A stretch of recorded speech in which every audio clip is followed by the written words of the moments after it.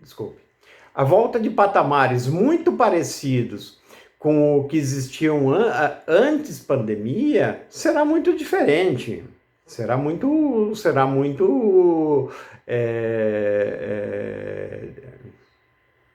digamos assim, desastroso, porque todo mundo está sem renda, todo mundo está com um baixo nível de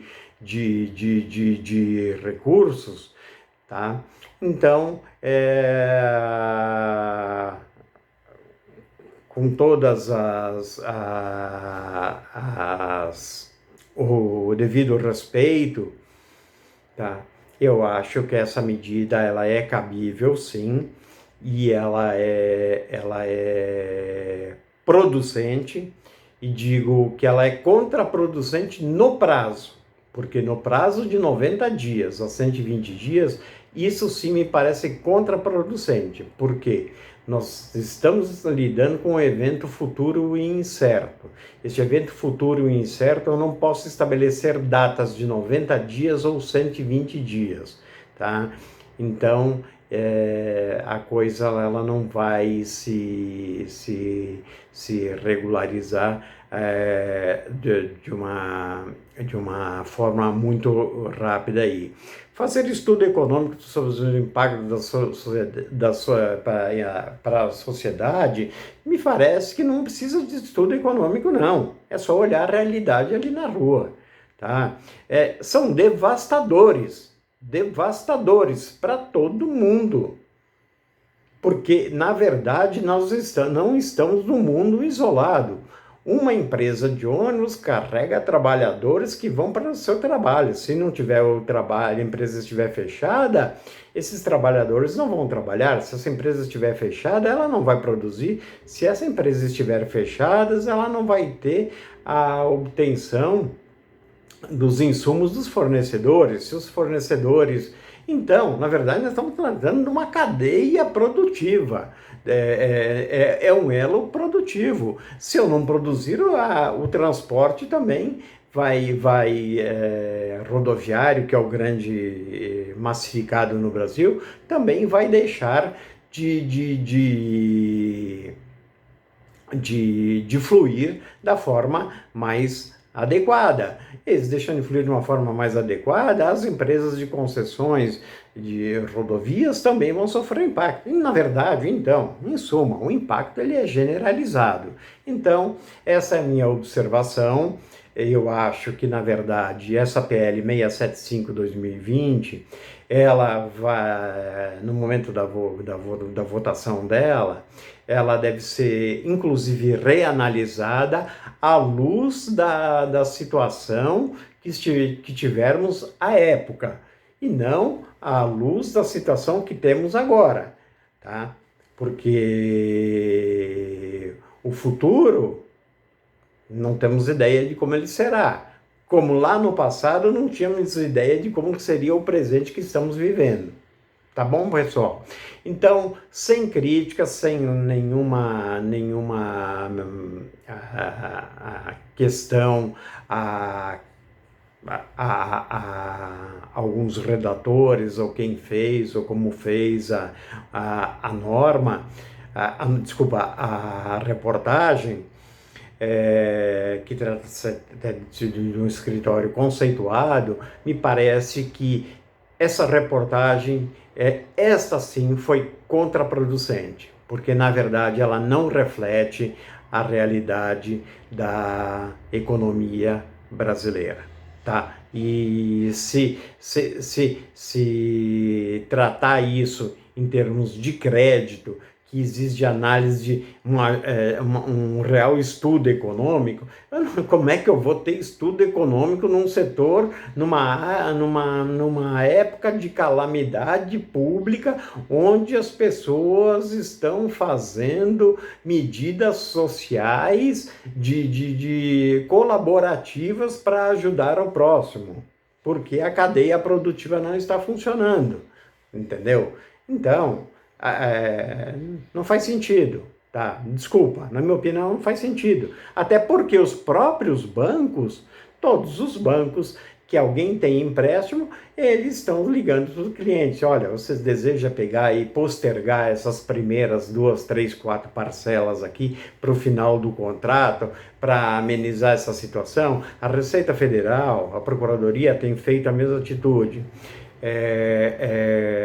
Então, todos os contratos estão sendo renegociados e precisam ser renegociados, porque se for ver uma loja, um shopping center que em grande parte vive dos aluguéis dos lojistas, estão com todas as lojas fechadas, os aluguéis não são baratos,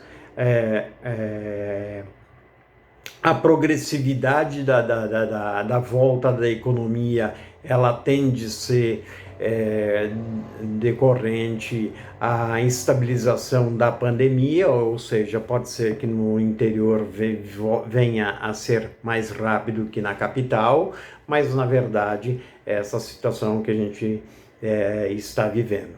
Tá bem, pessoal? Então, com relação a essa reportagem, eu gravei ela eu finalizei ela num vídeo e iniciei no outro, tá? Então, ele está em 2 partes aí. Mas, na verdade, esse outro vídeo ele é importante, porque agora eu quero trocar um pouquinho de tema, e ele volta um pouco, e é muito rápido. Ele volta muito no tema que eu fiz na outra reportagem anterior sobre a revisão dos contratos. Ela também, a revisão dos contratos, ela se faz necessária, independente do âmbito econômico que se encontra o empresário. Se ele está com o poder público, em contrato com o poder público, ou ele está em contrato com particulares, por exemplo, uma loja com um shopping center, ou ele está numa loja da Avenida Paulista, tá? Em qualquer situação, me parece que o próprio Código Civil, ele já prevê que esses desequilíbrios, esses eventos inesperados, eles prevêem, sim, uma revisão contratual, como eu falei no vídeo anterior, como aconteceu anos atrás na crise da Ásia e da Rússia, quando o dólar explodiu e existiam inúmeros contratos em dólar que foram judicializados, inclusive contratos de leasing com bancos, tá? E isso foi dado ganho de causa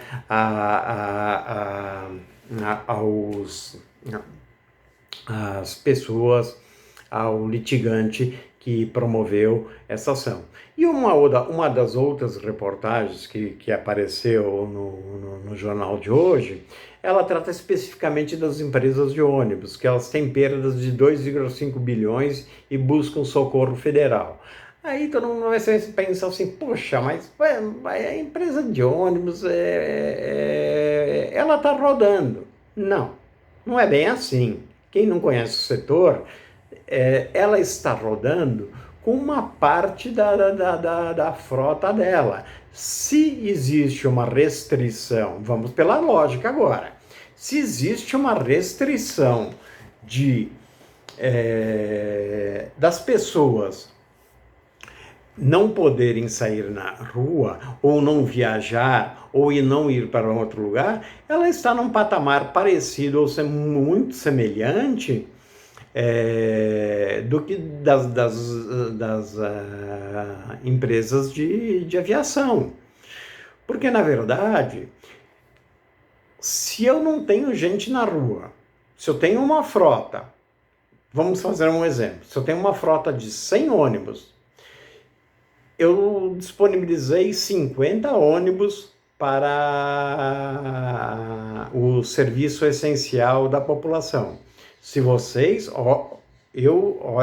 preste atenção no que eu falo, olhem as ruas.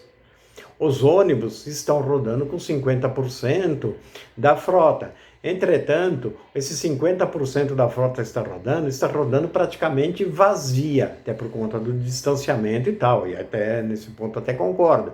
Agora, e os outros 50%?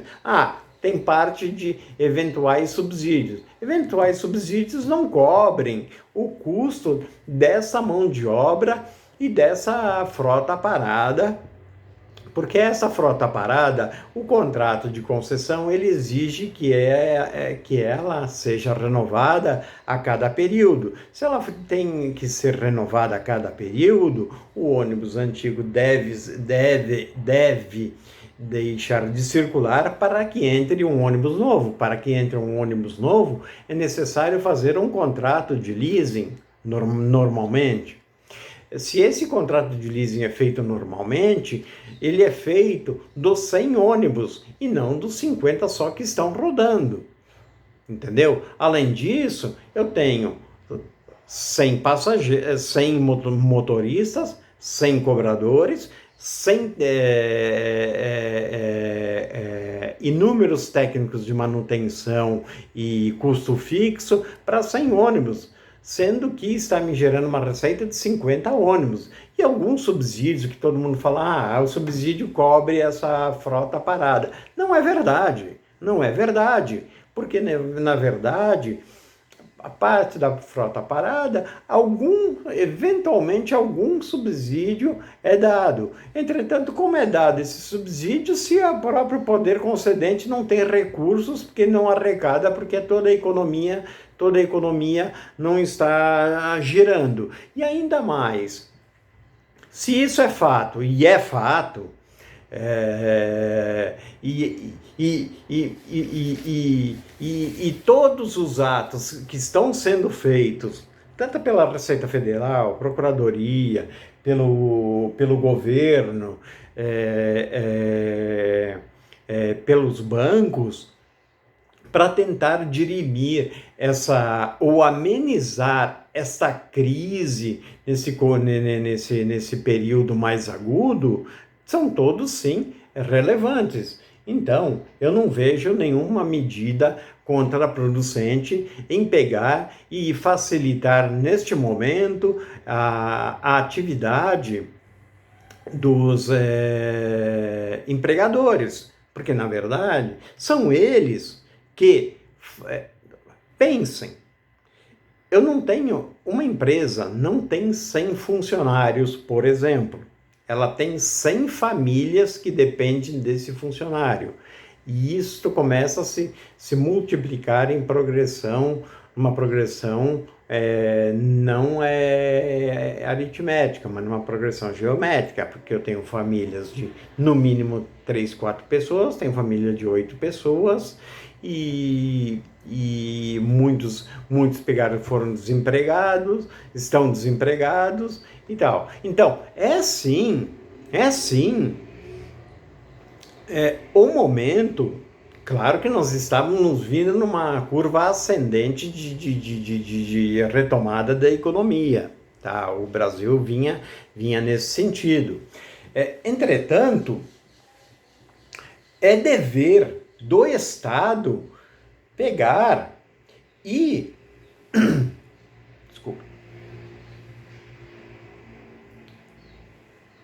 É dever do Estado, sim, tomar medidas para que nessas situações de